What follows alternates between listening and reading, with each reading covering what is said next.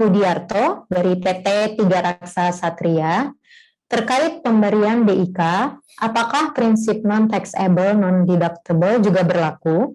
Jadi perusahaan tidak memotong PPh 21 atas BIK dan tidak memperhitungkan sebagai biaya. Apakah ini diperbolehkan? Apakah dengan kondisi tersebut bagi karyawan BIK tersebut tidak perlu dilaporkan di SPT pribadinya? Baik, dipersilakan kepada Pak Wayan untuk menjawab pertanyaan Bapak Urip. Baik Pak Urip, nah, ini memang kita kebiasaan di lapangan kan selalu ada konsep ya, kalau deductible berarti taxable gitu kan ya, kalau non deductible berarti non taxable, terkait juga dengan pemberian BIK ya. Memang dulu benefit in kind ini kan ya non taxable sebenarnya kan, jadi non taxable makanya non deductible.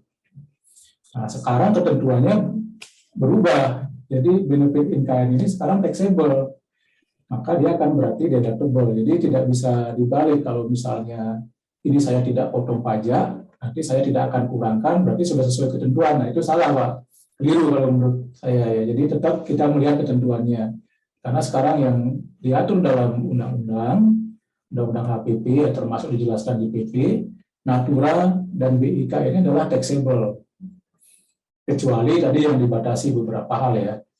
Nah, ada negatif listnya. Tapi pada dasarnya sekarang Natura adalah taxable, jadi kita harus mengikuti ketentuannya dulu.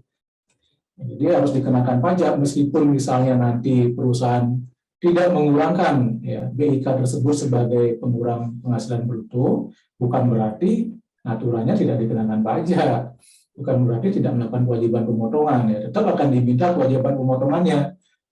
Ya, kenapa tidak dibebankan sebagai pengurang? Nah itu nanti bisa saja itu ya bisa mungkin diskresi masing-masing perusahaan, saya nggak mau mengurangkan biar pajaknya lebih besar kan gitu ya, bisa juga Pak. Tapi pada dasarnya sekarang kita lihat ketentuannya dulu. Undang-undangnya mengatakan bahwa BIK ini sekarang taxable ya. Nah, apakah yang taxable ini juga bisa non deductible? Bisa juga Pak, tidak berarti taxable harus deductible ya. Kalau misalnya dia Natura tapi ternyata tidak terkait dengan kegiatan menagih memelihara penghasilan, ya berarti kan non deductible lagi Pak jadinya ya. Jadi tidak kaku prinsip itu, tidak permanen istilahnya ya. Ya. Jadi kalau non taxable berarti non deductible, bisa dibalik non deductible maka saya boleh non taxable, bukan berarti seperti itu Pak. Jadi tetap Pak Urip, BIK ini kena pajak ya sebenarnya sejak undang-undang HPP berlaku ya. Jadi sejak tahun 2022 sudah berlaku dan dikenakan pajak. Hanya belum dipotong saat itu.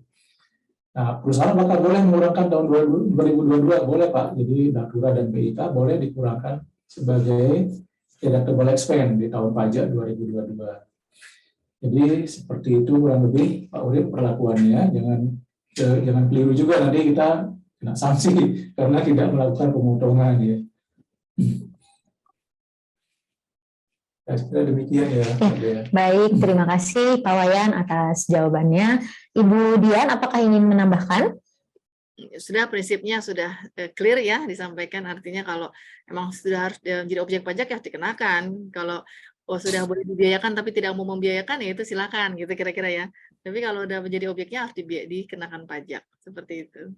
Baik, terima kasih Pak Wayan, Ibu Dian untuk jawaban pertanyaan dari Bapak Urip. Baik, terima kasih, luar biasa sekali ya Bapak Ibu narasumber kita pada hari ini. Juga topik yang diangkat menggugah banyak pertanyaan dari Bapak Ibu.